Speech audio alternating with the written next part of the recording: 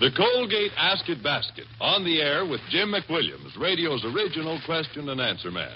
Jim has picked 4 contestants from the volunteers in the audience. They're all raring to go. Well, now let's see. They are a sailor, a student, a stenographer, and a department store buyer. And they're all competing in this friendly and amusing contest for 3 cash prizes and answering questions that come from your hometown and mine. And here he comes, Genial Jim McWilliams.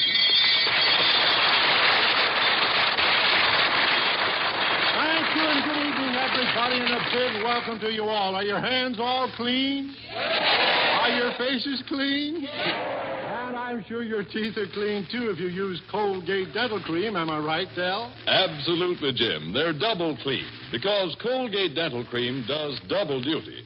First, Colgate's active yet safe polishing agent brings out the natural brilliance of teeth, makes them sparkle. Second, Colgate's penetrating foam gets between teeth, helps the toothbrush clean out neglected food particles that often cause unpleasing breath. So, friends, remember, get teeth really clean, outside and in between. Change to Colgate dental cream. Buy a tube tomorrow. All right, Jim, on with our Ask It Basket. Okay, Del, but first I've got to give myself a couple of squeaks on the buzzer. Last week I said that Brooklyn was not a borough of the city of New York. It is. I'm sorry, all you loyal Brooklynites, and thanks for calling it to my attention. And now, for Colgate Ask It Basket number 1, our first contestant, a very charming young lady, comes to the microphone. Your name, please? Sylvia Fisher. Sylvia Fisher. Where are you from, Sylvia? Brooklyn. Brooklyn? And what is your business? Stenographer. You're a stenographer, all right. Will you choose a question and hand it over? We're very happy to have you on this program, Miss Fisher. And this question comes from Bordentown, New Jersey. Miss Celia A. Gaskell asks, if you were in the market for a ruminant, R-U-M-I-N-A-N-T, would you go to a stockyard, a bargain counter, or a second-hand bookshop? Right into the microphone. And speak right up. What is that? Would you go to a stockyard, a bargain counter, or a second-hand bookshop for a ruminant? For a ruminant? How do you spell that? R-U-M-I-N-A-N-T. A stockyard. You'd go to a stockyard. Why? Well, you guessed it correctly. That is correct. All right, thank you. A ruminant is a cow or a camel or a deer or any animal that chews cud. And our next contestant is a sailor in the United States Navy. What's your name, sailor? Peter Wershing. Peter Wershing. Where are you from, Peter? USS Helena, Brooklyn Navy Yard. Well, we're very glad to have you on this program. What's your rate? Fine, first class. Right into the microphone. Fine, first class. Well, choose a question there, Pete, and hand it over here. Thank you very, very much. Now, this question comes from Arlington, Massachusetts. Mrs. I.M. Shulkin asks, if you were told that your parsimonious proclivities predominate perceptibly, would you be a mountain climber, a miser, or a music lover if you were parsimonious? If you were parsimonious, would you be a mountain climber, a miser, or a music lover? Take your pick, Pete. Well, I think I'd be a mountain climber, a miser, or a music lover? miser. A miser. You have guessed correctly. All right. A miser is correct. All right. Our next contestant, your name? Thelma Furman. Miss or Mrs.? Mrs. And where are you from? Bronx, New York. The Bronx in New York. And what is your business? Buyer. Your Bronx friends are out there giving you a cheer. I hope it's not a Bronx cheer. They're not the Bronx cheer. No, they're just giving you a cheer. Will you choose a question and over? We're very happy to have you here. And this question comes from Glenwood, Iowa. Arthur Lloyd wants to know which is longer, a yard or a meter? A meter. A meter. How much longer? Do you have any idea? You are correct. I don't know. You don't know. All right. Well, a meter is 39.37 inches, and that's a meter, and a yard, 36 inches. All right. And our next contestant, your name? Carter Strong. Carter Strong. Where are you from, Carter? I'm from Winchester, Virginia. Winchester, Virginia. And some of your fellow Virginians are giving you the Virginian cheer. And we're very happy to have you here. What is your business? I'm a student in the Shenandoah Valley Academy. Well, choose a question, Carter, and hand it over here. Good luck to you. This question comes from, Springfield, Ohio. H.E. Bogus wants to know if your tympanum needed attention or correction, would you send for a dentist, an ear specialist, a drummer, or a mechanic? If your tympanum needed attention, would you... Tympanum? Mm-hmm. Would you send for a drummer, an ear specialist, a dentist, or a mechanic? I'd send for a drummer. You'd send for a drummer. I am sorry. Who would he send for, audience?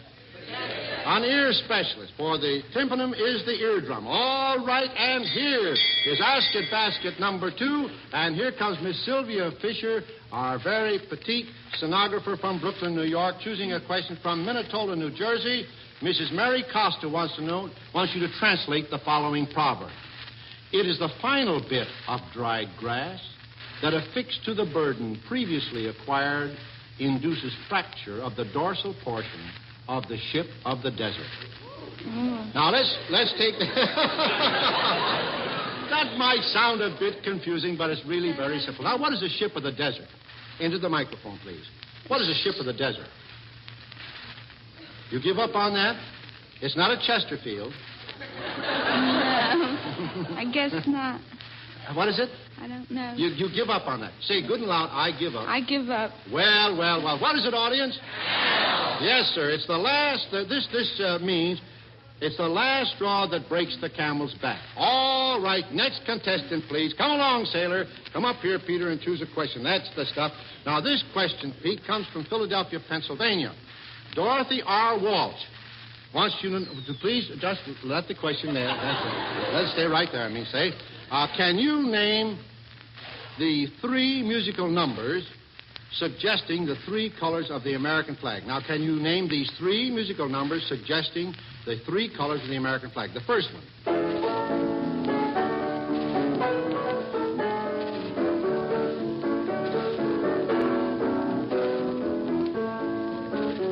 Playing hi-ho.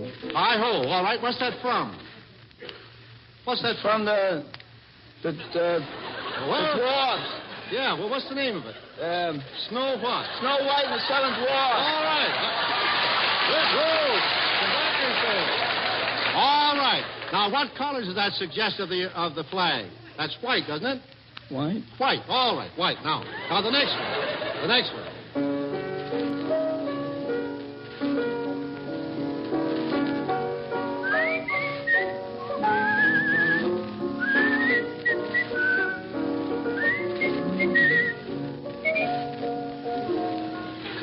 You know what that is? What is it, audience? Beautiful lady in blue. All right, that's blue. Now, let's try the next one. That one.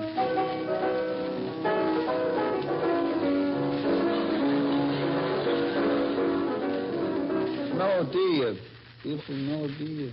Beautiful melody. Well, what color would you say? We've had white and blue. Now, what's the other one?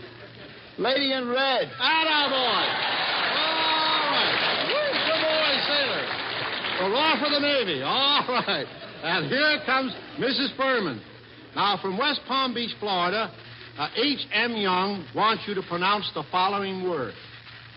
Now, be careful. This is more or less of a trick question. Here is the word. S-O-M-E-T-I-M-E-S.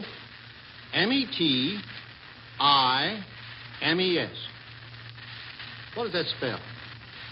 Could you spell it over, please? S-O-M-E-T-I-M-E-S.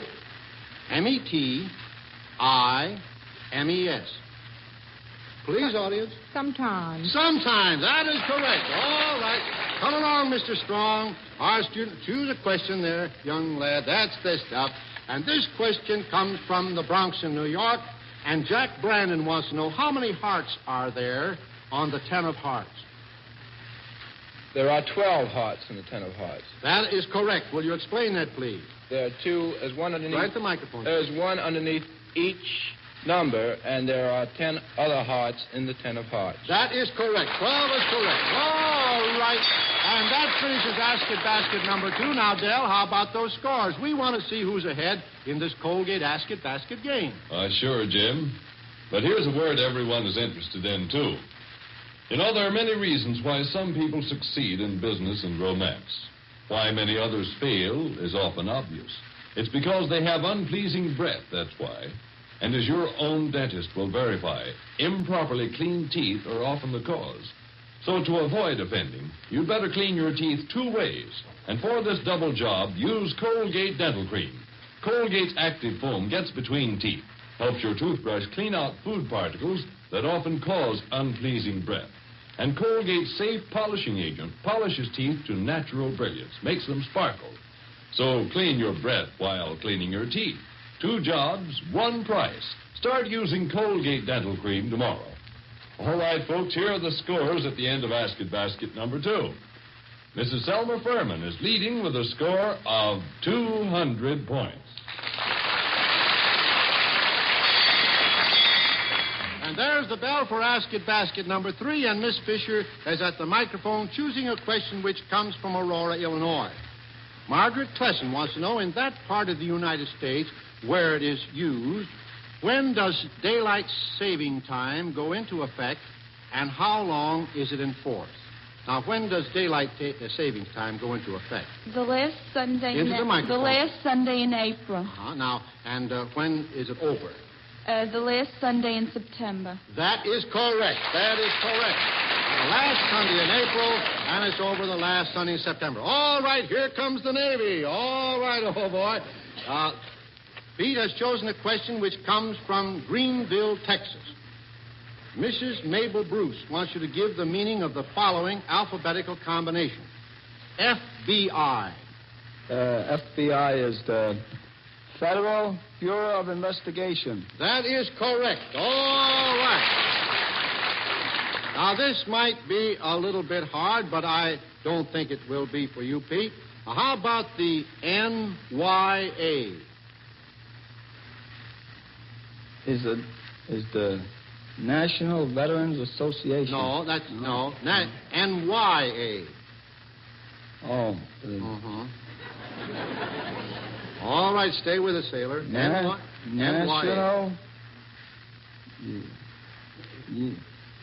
Why?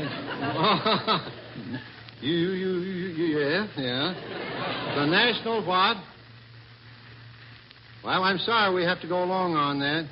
Let's try. Let's try. What is it, audience? National Youth Administration. Now, how about the USNRF? United States Naval Fleet Reserve. Well, we had to turn. All right.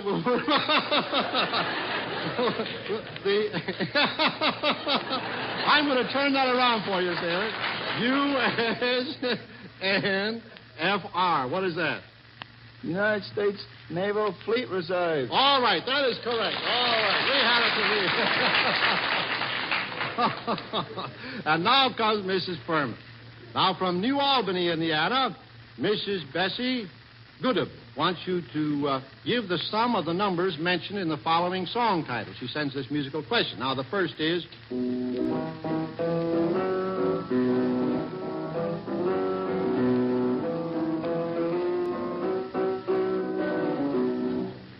What is that? You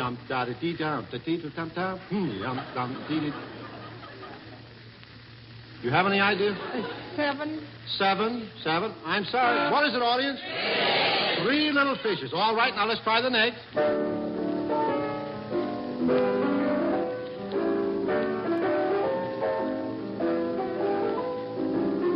2. All right, that's 3 and 2. All right, now the next.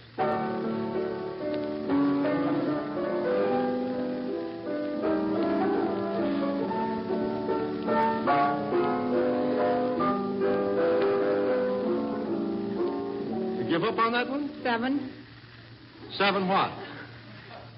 7's a lucky number. 7's a lucky number, yes, but what's the name of that song? I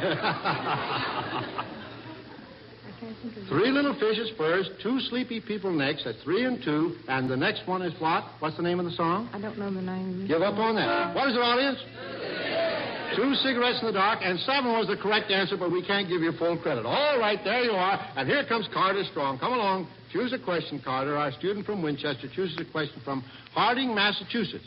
Esther A. Hinckley wants to know, what are 3 copper or bronze coins used in English money? What are the 3 copper or bronze coins used in English money? The penny Yes. and the 2-cent piece. Well, I fear you're guessing a bit there, Carter. That's A penny. Well, a penny is worth 2 cents in our money. Now, what corresponds to a 1 cent piece. That is 1 cent in our money. Pence. I'm sorry about that. Penny, a penny, and one more, worth a quarter of a cent. Farthing. A farthing. All right. All right. A quarter of a penny. All right. And here, oh, my, oh, my, oh, my, oh, my, oh, my. And there's the bell for Colgate Ask It Basket. Number 4, Sylvia Fisher comes to the microphone choosing a question which comes from Appleton, New York. Mrs. John Callaghan wants you to tell our friends how old must a man be to become president of the United States? That's a very easy question. How old must he be? There's no certain age. There's no certain age. No. Could a man 21 years of age become president? No. I think he has to be past 30. He has to be in his 30s. 30s. I see. Well, I'm sorry about that. You're going to get a squeak. How old, audience? 35. But, friends, there's no age limitation on a winning smile. Sparkling teeth belong to people of every age who use Colgate dental cream. You see, Colgate's safe polishing agent erases cloudy surface film, makes teeth sparkle. And Colgate's penetrating foam helps the toothbrush remove hidden food particles from tiny crevices between teeth. So, for cleaner teeth, brighter smiles, start using Colgate dental cream tomorrow. All right, Jim, we'll continue with basket 4. All right, here comes our sailor up to the microphone choosing a question which comes from, let me see, this one comes from Detroit, Michigan. Mrs. Harry Volker. This is sort of a trick question. What one thing do you have, find, take, pass, do, mark, waste, kill, and make? What one thing do you have, and you find, and you take, and you pass, and you do, and you mark, and you waste, and you kill, and you make? Oh, Time. right. Come back here, sir. That was time. Time is correct. All right, that's fine. Thank you. All right. And now, Mrs. Furman, from Boston, Massachusetts, Miss Frances W. Sprague wants you to identify the following quotation. I quote, "As idle as a painted ship upon a painted ocean." Please, audience. Some more of that is in it. Good south wine sprung up behind the albatross did follow, and every day for food or play came to the mariner's hollow. It's the rhyme of the ancient mariner. That is correct. All right. That is fine. Thank you. All right. And here comes Mr. Strong. Choose a question, Mr. Strong. And this question comes from Philadelphia, Pennsylvania. Miss Kitty Gallagher says this song that you sometimes hear at weddings is from which of the following operas? Robin Hood, Carmen, Romeo and Juliet, or The Mikado. Here's the tune.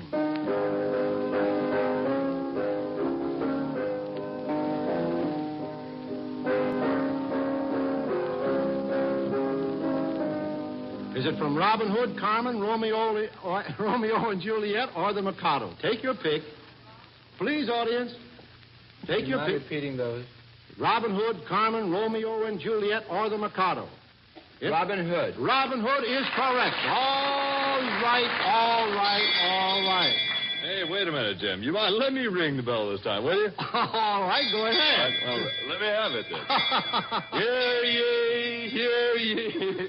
It's Jim McWilliams' Anything Can Happen basket. Step right up, folks. Listen closely. Hurry, hurry, hurry. It's amazing. It's colossal. It's just downright funny, maybe, because anything can happen now. All set, let it go. And here comes Miss Sylvia Fisher. Now, you are a radio actress, and you have one word to say, and that is ah. No more, no less. But there are 3 different situations. They're all different. And remember, put yourself in the proper frame of mind for your big dramatic moment. Are you all ready? Ready? Are you ready? All right. Yes. Now, you have just finished a nice, long, cool drink on a real hot day. Oh, into the microphone. All right. The doctor says, open your mouth and say, All right. And your best beau has just given you a sweet kiss.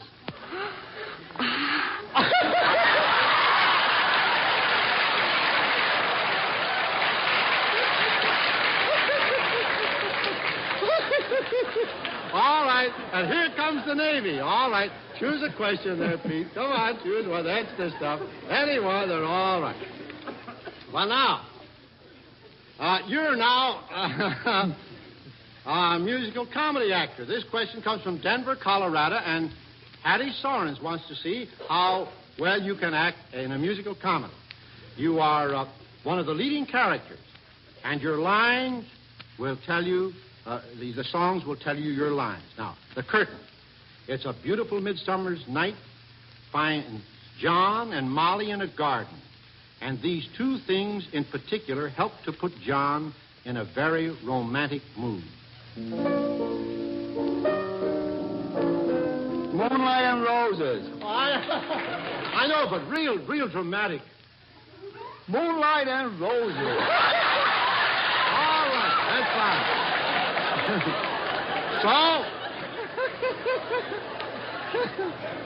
So John proposes to Molly saying, Let me call you sweetheart. I'm in love with you. right into the microphone. Let me call you sweetheart. I'm in love with you. All right. Now tell me, after listening to the third song, did Molly say yes or no to John's proposal several years ago?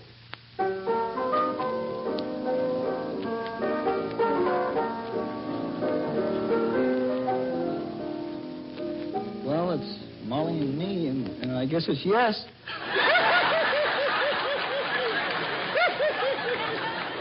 Yes, just Molly and me, and the baby makes three. All right, all right. All right. Thank you, Sailor. That's three. All right. And here comes Miss Furman. Now, Mrs. Furman, in this musical test, we're going to combine a group of musical numbers, motifs we call them, which will tell you the story of a modern screen classic. Now, the first is...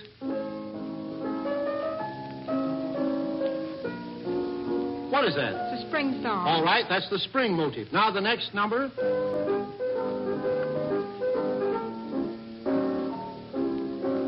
the leaves. It's fall when the leaves come. I'm sorry about that. What is it, audience? Autumn.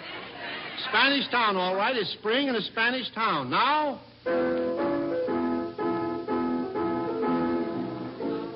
What is that, please?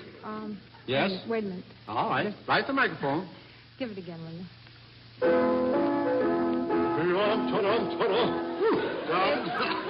It's from the opera Il Trovatore. Oh, I know. Pagliacci. Pagliacci. No, try another one. Anyone's all right. What is it, audience? All right, Carmen the Toreador song, and that's the bull. Now, the next is... You give up on that? Wait a minute. Let me do that once again. What is that, audience? The flowers that bloom in the spring color. Now, the next.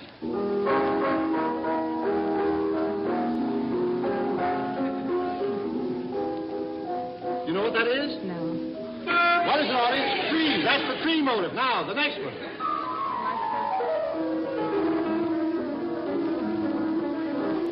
What is that? Give up on that? What is it, audience? All right, we had the spring, the Spanish town, the bull, the flower, the tree, and the bumblebee. What's the movie classic? What is it, audience? Ferdinand the Bull. All right. Next, please. And here comes Mr. Strong, and this question comes from Brooklyn, New York, and Philip Shinen wants to find out if you can say this tongue twister quickly 5 times, and here it is. Billy's black beagle bays bee by bowl. Billy's black beagle bays bee by bowl. Billy's black beagle bays bee by bow. Billy's black beagle bays bee by bow. Quickly. Billy's black beagle. Billy's black beagle bays bee by bow. Now, real quick. Billy's black beagle bays bees by bow. All right. Thank you very, very, very much. Well. The man with the stopwatch is signaling me, and that means time is running short, so no more questions. Sorry, children. And while the right honorable judges are licking their pencils and adding up the scores, listen to Del Sharbutt. If you have unpleasing breath, you're not the exception. No, indeed. Dentists tell us this condition affects 7 out of 10 persons over 17. The cause? Well, often it's merely improperly cleaned teeth, easily overcome by this simple safeguard. Start using Colgate Dental Cream. For Colgate's does a double cleaning job.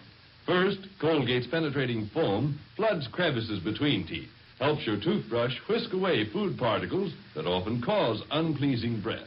Second, Colgate's gentle polishing agent safely brings out natural luster and makes teeth sparkle. 2 jobs, 1 price.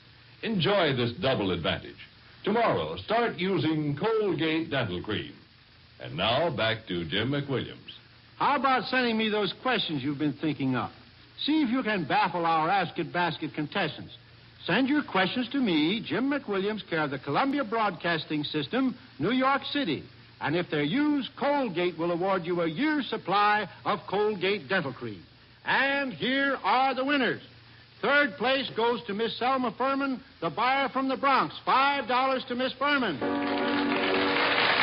Carter Strong, the student from Winchester, Virginia, 2nd. $10 to Carter Strong. And the grand prize, $25, goes to Peter Wersing, the fireman first class of the United States Navy. There you are. Congratulations, Peter. And there's your $25. All right, old boy.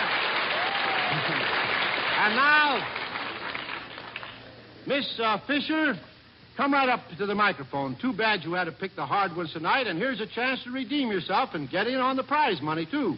Just answer these questions, and for each one you get right, we'll give you $1, and Del Sharbutt, that handsome boy right over there on your right, is ready to give it to you right now. Are you ready? Yes. Okay, let's go. Now, from Clinton, Massachusetts, Miss Rose Murphy wants to know, is a peeler a bird, a policeman, or a device for paring potatoes? A device for paring potatoes. Right at the microphone. A device for paring potatoes. I'm sorry, it's a policeman in England. All right. Now, from Richmond, Virginia, Ann Alsop wants to know, a farmer going to Chicago. Pay attention now. Concentrate. Are you concentrating? Mm-hmm. All right. All right. A farmer going to Chicago met 7 friends with their wives. Each wife had a child by the hand. How many people were going to Chicago? 21. 21. I'm very sorry. The farmer. That is correct. He was the only one going to Chicago. Oh, well. Now, here we have a chance for you to get right in the money. Now, from Newell, West Virginia, Austin H. Brown wants you to give an idea to our Colgate friends just what kind of sounds the following animals make. Now, for instance, frogs croak. Can you give an imitation of a frog? Right at the microphone.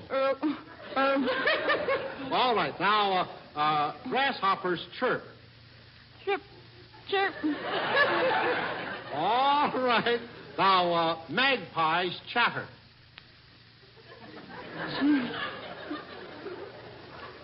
Can't chatter. Can't you chatter? No. Oh, louder than that. Louder, chatter. All right, now, eagles scream. Yeah. Louder than that. Well, I'm sorry. We were trying to get you in the money here. Let me see. From Rochester, New York, Fred W. Mingus wants to know, is a pikeman, a fisherman, a musician, a soldier, or a toll gate attendant? A toll gate attendant. I'm very sorry. He's a soldier. I'm very, very sorry.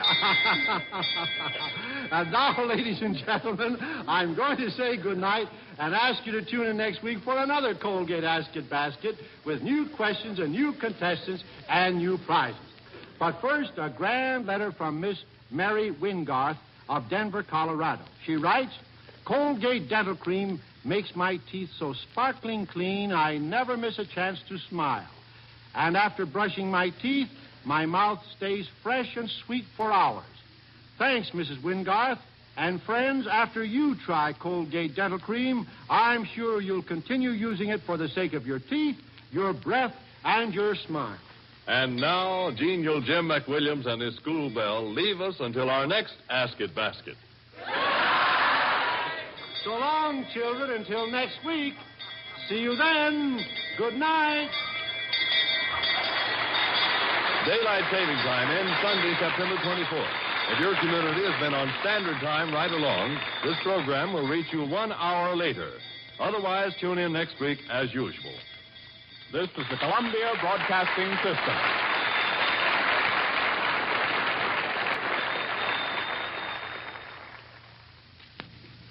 Keep your dials tuned to this station for Strange as It Seems, which follows immediately. WJSV, Washington.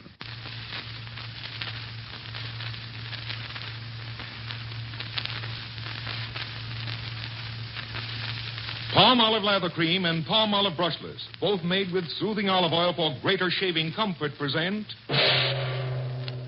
Strange as It Seems. This is Alois Havrilla bringing you fascinating stories, which John Hicks, the famous cartoonist, has collected from every corner of the globe. Did you know that there are only 44 states in the United States? I'll give you the answer to that one before the end of the program. But first, you will hear the amazing stories of the man whose touch was gold, the most beautiful wife in America, the scientist who was traded for a racehorse, and the duel that was fought with a powder keg. And believe me, these stories are really strange. But there's nothing strange about the fact that more men use palm olive shave cream than any other kind. Why, palm olive is the only nationally sold shave cream made with olive oil, nature's finest skin conditioner. You get smooth, quick, clean shaves with comfort beyond your fondest dreams. Remember, both palm olive lather cream and palm olive brushless are made with olive oil. Whichever type you buy, be sure it's palm olive shave cream. Who was the world's most ingenious salesman? When did he live? Where did he live? Well, his name was Timothy Dexter. His story begins shortly after the American Revolution, when the paper money issued by the Continental Congress had little value.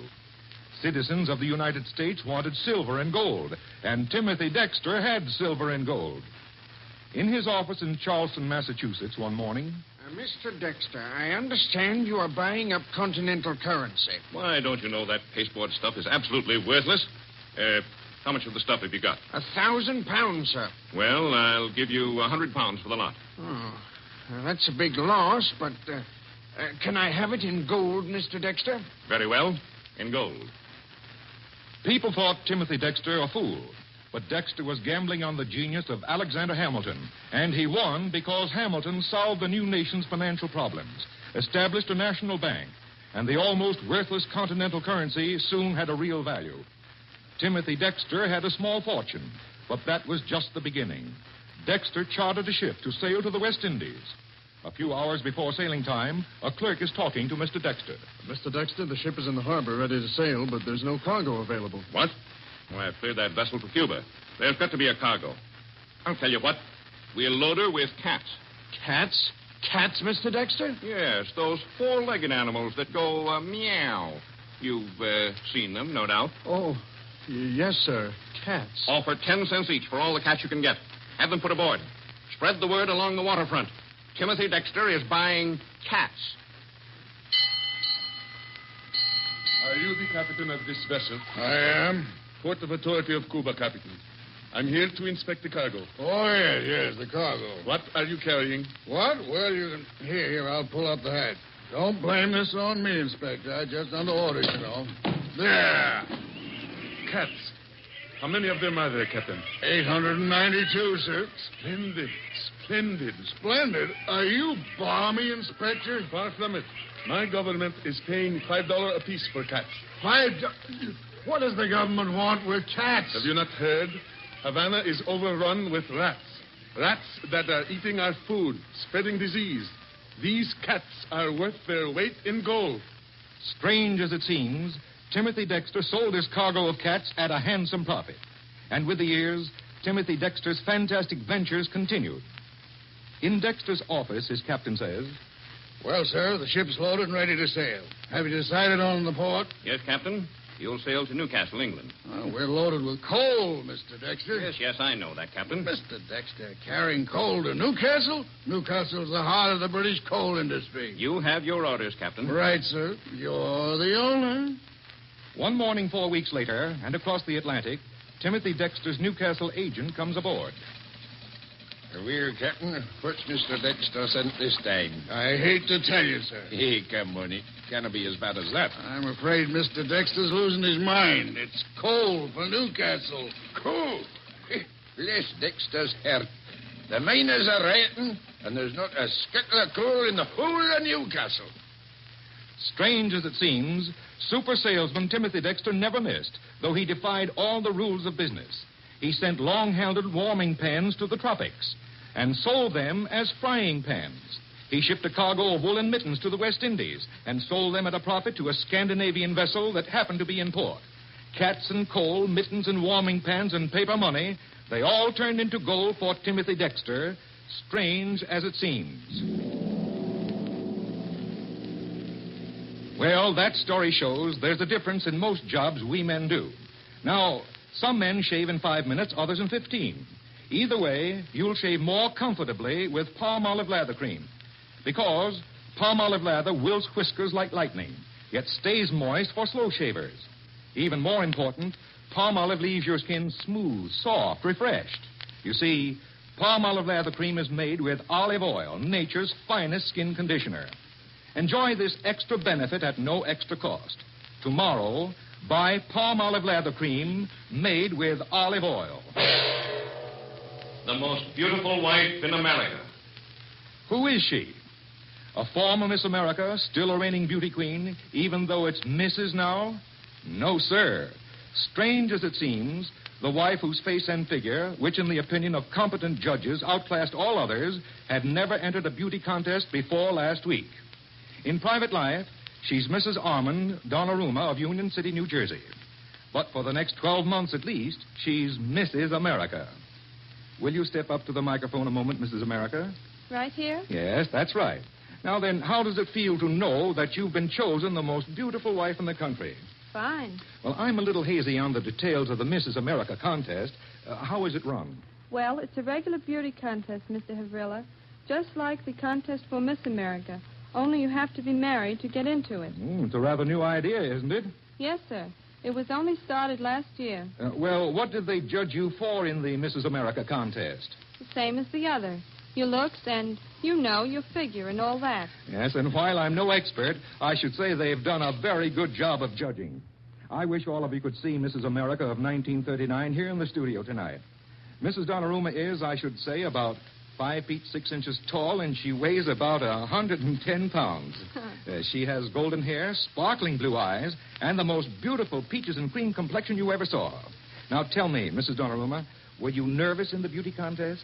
Not very. Mostly I was worried about getting back to my job in time. I'd only asked them for 2 hours off, you see. Oh, you have a job. Yes, my husband and I both work. Well, just what do you do? I'm an elevator operator in a big New York department store. But I'm hoping that maybe this will help me get a job modeling. I see. Now, and are there any little Donnarummas? No, not yet. Well, but tell me again now, how did you happen to enter the contest? Well, it was my husband's idea. Oh, so your husband wanted you to enter. And how does he feel now that you're Mrs. America? Well, he feels pretty good.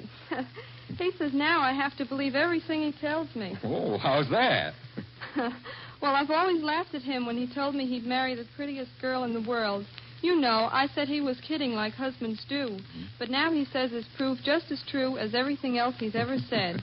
Well, so far as I can see, he was absolutely right. Thank you. And thank you, Mrs. America of 1939.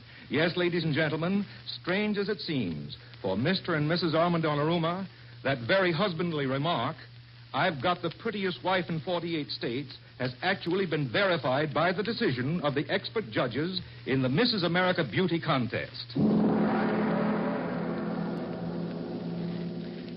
Now, Now listen, men. Before you believe judging a beauty contest is a cinch, try it yourself sometime. And before you say all brushless shave creams are hard to spread, try palm olive brushless.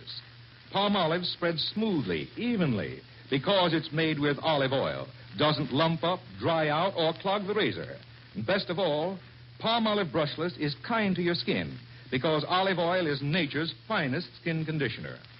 Tomorrow, ask for palm olive brushless made with olive oil. From the files of John Hicks comes the amazing but true story of one of America's best-known scientists. It begins in the grim days of Reconstruction, immediately following the war between the states. The story begins in the plantation house of Moses Carver near Diamond Grove, Missouri. The time, the late 1860s. In the great plantation house, Moses Carver questions a Negro hired hand. Now, let me get this straight, Joe. You say there was a band of those men, and they came to our land just after sundown last night. Yes, sir. That's the truth, Mr. Carver. Burned down my barns, will they? Then after that, they run off all the stock down the road, and then they come and took Mary and the baby off with them. You saw them take Mary away? Yes, sir, and the baby. What'd they run off with Mary for, Joe? Plain meanness, I reckon. What's that paper you got in your It's hand? got writing on it. Here, let me see it, Joe. What'd it say, Mr. Carver? Those scoundrels. Say they'll give up Mary if I give them that chestnut racehorse. That's a powerful good horse, Mr. Carver. Joe, go out in the pasture and catch that horse. I'm going to give it to them. Moses Carver delivered the racehorse, but the kidnappers never returned Mary. Nothing more was heard of her. But her baby, sick and near death, was returned, and the Carvers did what they could for the infant. Nursed it back to health, had it baptized, gave it their own name, and the name of a very famous American, George Washington. Then one day in 1863, on the Missouri plantation, the young colored lad, George Washington Carver, timidly enters the study of his benefactor, Moses Carver.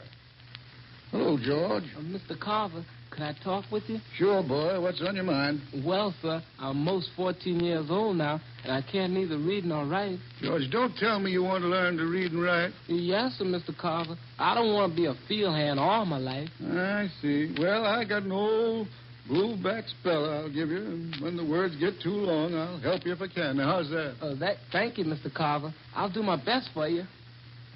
Young George Washington Carver mastered the old blueback speller. Still, his thirst for knowledge was not satisfied. An insatiable thirst and curiosity that impelled him to leave the plantation fields. Of course I'll teach you, but 8 miles is a long way to walk to school every day. 8 miles ain't no distance at all when you got things you got to learn, ma'am. You just start teaching, and I'll be here. Say, George, what you gonna do when you get through high school? I reckon I'll go to college. College? Where you gonna get that much money? Same as I'm doing here in Minneapolis. Work for it. Maybe wash dishes, maybe scrub floors. George Washington Carver, Yes, sir. having fulfilled the requirements laid down by the Board of Trustees, Iowa State College is happy to present to you the degree of Master of Science. Thank you. Thank you very much. Studying by day, working by night, young George Washington Carver obtained an education few of his race possessed in the year 1896. He became associated with Tuskegee Institute in Alabama. One day during the World War, Booker T. Washington, founder of the college, entered the laboratory of the scientist. My secretary said you wanted me to come down to your laboratory, Dr. Carver. Yes, Mr. Washington. You remember the government report you showed me a short time ago? You mean about the cotton crop being destroyed by boll weevil? Yes. Then we discussed the wheat shortage. Yes, that's right. Our people here in the South are really facing starvation. No cotton this year, no food. It looks very serious, Carver. Well, I've been experimenting here, and I think I've got something. Here, taste this. Huh? Oh, you like it? Yeah, that's good. That's very good, but I don't That's see... sweet potato bread, Mr. Washington. Sweet potato bread? Yes, and that's what's going to feed our people during this war.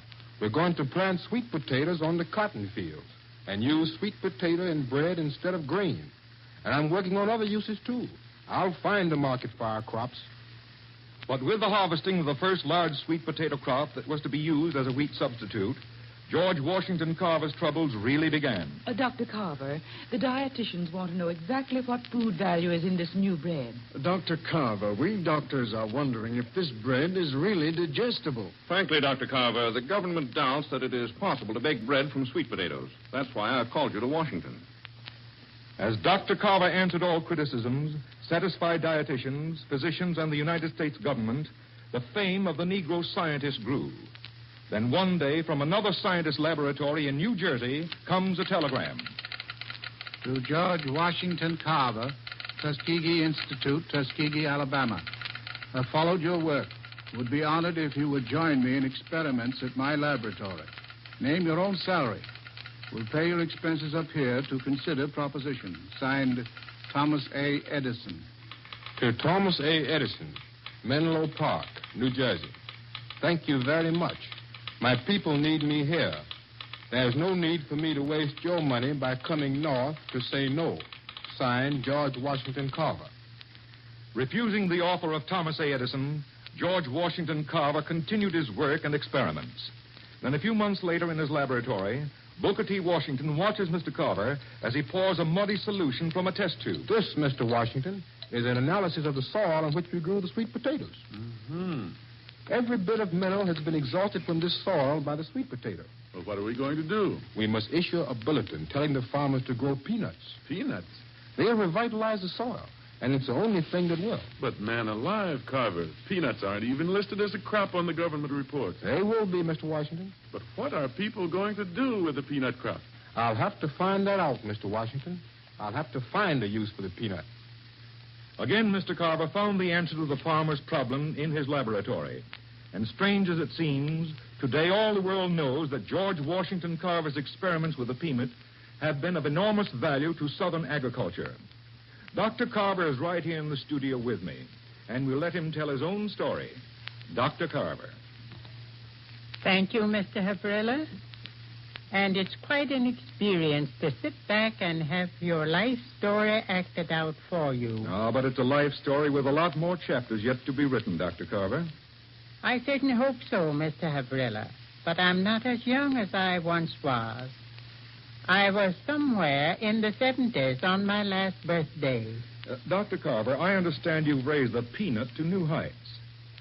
Well, the peanut industry is a $60 million business now. At Tuskegee, we've developed more than 200 products from peanuts. We've made everything from axle grease to synthetic rubber. And we're finding out new uses for the peanut constantly. What are you working on now, Dr. Carver? The finest use we've been able to make of peanuts is in the treatment of the after effects of infantile paralysis. That's what I'm working on now. Massages with peanut oils has worked miracles in some cases. There is a lot of work to be done, but I feel we're on the trail of something really important. Thank you very much, Dr. Carver. You have just heard Dr. George Washington Carver, one of America's leading agricultural scientists, a man who has devoted his life to help give the agricultural South a new outlook on life. This great scientist is not ashamed of the fact that he does not know birth date, and strange as it seems, he was once traded for a racehorse. Friends, you can't shave one whisker without touching the blade to your skin. Therefore, I suggest palm olive shave cream made with olive oil, because olive oil is nature's finest skin conditioner. You'll enjoy smooth shaves, plus real skin comfort. Both palm olive lather cream and palm olive brushless are made with olive oil, but cost no more. So take your choice. Just be sure it's palm olive shave cream. Dueling is not an American sport. But when an American just has to fight a duel, you can trust him to find an unusual way of doing it. And that's just what the American patriot, General Israel Putnam, did when he made the most unusual choice of weapons in the history of dueling. As our story opens, Putnam was in command of a revolutionary garrison near the Hudson River when one of his soldiers approached him. General Putnam, we're in for a bit of trouble. Edward, trouble? We've had trouble in infinite variety. Now, what's the new nuisance? This redcoat officer you paroled, Major Hawks. He's parading around town declaring you're a coward. Coward, eh? Mustn't let the men think I'm a coward. But what can you do, General Putnam? Challenge him? Challenge him to a duel? And to which I'm surprised, of course. If he should happen to challenge me, well, naturally. But suppose you have a little chat with his red coat. Come along, come on. Now, there's the Major now, General. So it is. Red-faced chap, isn't he? Face almost as red as his jacket. Comes to drinking too much port after dinner. Shouldn't drink too much port after dinner, though. Here he comes, General. Swaggering as if he were cock of the walk instead of a parole prisoner. Cock of the walk, eh? Gives me a splendid idea. Good afternoon, Major. May I have a word with you? Eh? What word would you want with me, rebel? I've heard you compared me to a mouse, a frightened mouse. And if I have? Why, I was just thinking how strange that I, too, was just comparing you to... You dare call me a mouse? No, not at all. Rather a rooster, a strutting, red-combed rooster. You're insulting, sir. Perhaps you'd oblige us by crowing. You've insulted me, sir. I demand satisfaction. Eh? You're suggesting a duel? If you're a gentleman, you'll give me a chance to wipe out this insult. Very well, Major, but since I'm the challenge party, I have the choice of weapons. Of course. So be it. Under the old oak just outside the garrison gate at sunrise tomorrow. Agreed? Agreed. True to his word, early the following morning, General Putnam was waiting for the British officer under the old oak just outside the garrison gates. General Putnam, seated on a small keg, is approached by one of his seconds. General Putnam? Sir? Major Holtz is here. Now then, what about the weapons? Weapons. Oh, yes. Of course, weapons. I'm sitting on the weapons. What? This gunpowder keg. But, General, this is highly irregular. What's this nonsense about weapons? Swords or pistols? All the same to me. No, Major. Neither swords nor pistols. Since a duel is a test of courage, well, there's room on this powder keg for both of us to sit. Sir, this is nonsense. You'll note there's a fuse attached. May burn 10 minutes, may burn 5, or less. You're mad, General. Not at all. We'll both sit on the keg. I light the fuse, or you may light it if you wish. First man to run away, I should say the first man to give up his seat on the keg is the loser. Simple, eh? General Putnam, this is highly irregular. There is nothing in the code. The code says the challenge party has the choice of weapon. Well, it's crude and ungentlemanly. But I'll go through with it. Splendid. Pray be seated. It's madness. Madness, I tell you. Would you care to light the fuse? No? Well, then permit me. There, this torch will do it. Sheer insanity. I quite agree, Major. That two otherwise intelligent men should settle some childish dispute with pistols or cold steel. It's sheer insanity. How long will that fuse burn? Well, hard to tell. Fuses such as we have are of very poor quality. Some burn fast and some burn slow. I believe we'll have a warm day, Major. Both likely to be blown to bits. By the way, Major, there's said to be splendid fishing in the brook. You're mad, sir. We're both on the edge of eternity. Eternity? Oh, yes. The theologians have some very interesting theories about eternity. There's one school that holds that... Fuse getting a bit short, isn't it? You fool. Die if you insist. But I can't stand it. I can't stand it. Come back, Major. Come back. There's nothing to worry about. Nothing to worry about? You'll be blown to bits. Well, that's a matter of opinion, Major. You see, this cask here is full of onions.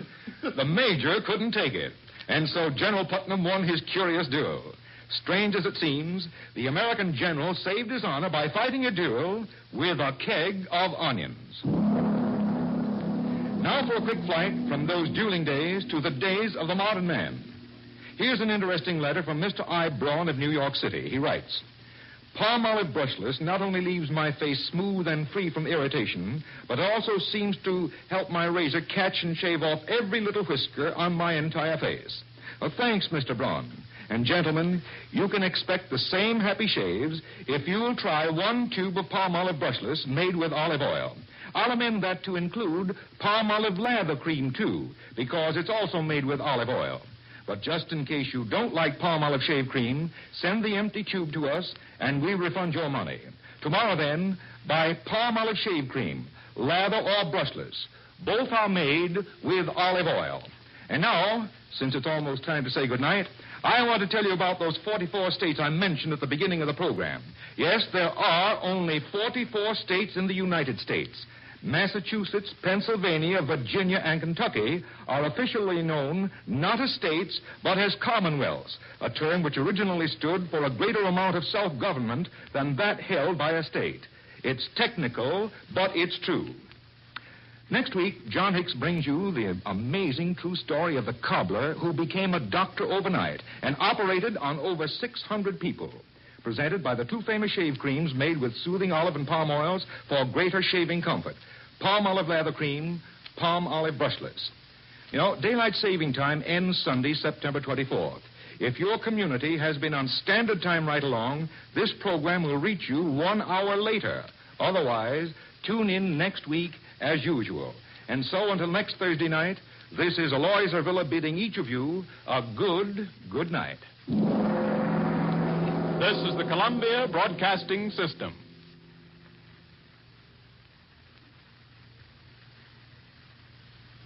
WJSV, Washington.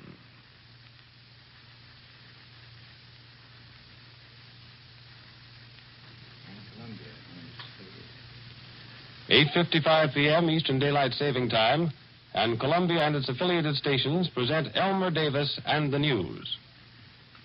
On this 21st day of the war, the talking was more important than the shooting, with the exception of the shots that killed Prime Minister Călinescu of Romania. President Roosevelt addressed Congress, convened in special session, and asked it to repeal the embargo provisions of the neutrality law, which he regarded as vitally dangerous to American neutrality, American security, and American peace. Premier Daladier of France, in a broadcast, accused the Germans of planning to dismember France as they have dismembered Poland, and devoted so much of his speech to combating assertions of German propaganda that France has been dragged in by England that the suspicion arises that this talk may possibly have had some effect. We must be finished once and for all, he said, with the reign of force. And Lord Halifax, the British Foreign Minister, told the House of Lords that it would be wise to hold our judgment in suspense about Russia. Mr. Roosevelt's speech failed to move the isolationist senators, 24 of whom met afterward and said that they would go on fighting repeal. They hoped to add at least 10 or 12 other senators to their group. Much of the president's speech was devoted to an ironic comparison of the prohibition of exports of implements of war in the present law and the legality of the export of raw materials and semi-finished products which could be very useful to belligerents. If those who want to retain the embargo were consistent, he said, they would extend it to cut off cotton, copper, and wheat as well. But as some of you may have heard Mr. Kaltenborn reporting earlier this evening, Senator Nye is apparently the only isolationist who wants to go that far. When and if the embargo is repealed, said Mr. Roosevelt, the government will clearly and definitely insist that American citizens and American ships keep out of the zones of conflict, and will also reenact the cash and carry provisions. But from his language, this is apparently, so far as he is planning it, contingent on repeal. The president also said that while he hopes this special session of Congress will confine itself to these matters only, he has asked the leaders of both parties in both houses of Congress to stay in Washington until the regular session opens on January 3rd, promising to consult them frequently on foreign affairs and to reconvene Congress if it seems necessary. The president challenged the right of the isolationists to call themselves the peace bloc. We all belong to that, he said. The only question is as to ways and means. He said he believed we could succeed in our efforts not to be drawn into the war, and that all our policies must be guided by one single hard-headed thought, keep America out. But he warned that darker periods may lie ahead, and in closing said that the American republics are the joint heirs of European civilization and must maintain in the Western world a citadel where that civilization may be kept alive. The Romanian premier was assassinated by members of the Iron Guard, the Romanian fascist and anti-Semitic organization, which he has repressed with great severity. A considerable number of them seem to have been in the plot, for immediately afterward they seized the Bucharest radio station for a few minutes and apparently tried to give the call for a rebellion. General Argishanu, commander of the Bucharest Army Corps, was appointed premier in Mr. Colonescu's place and began bringing more troops into the city. And apparently any uprising that may have been planned didn't come off. The Iron Guard has been sympathetic with the Germans, and the Romanian government, obviously wanting to keep out of trouble, immediately declared that the killing had no international political significance. The German shortwave broadcast tonight disagrees with that. It blames the killing on Polish and British agents who are said to have done it in the hope that it would be blamed on the Germans. This recalls the German assertion that the Athenia was sunk by a British submarine so that it would be blamed on the Germans. Colonescu, on the whole, had been friendly to the French and British, though in Romania's present situation, of course, neutrality is imperatively necessary if possible.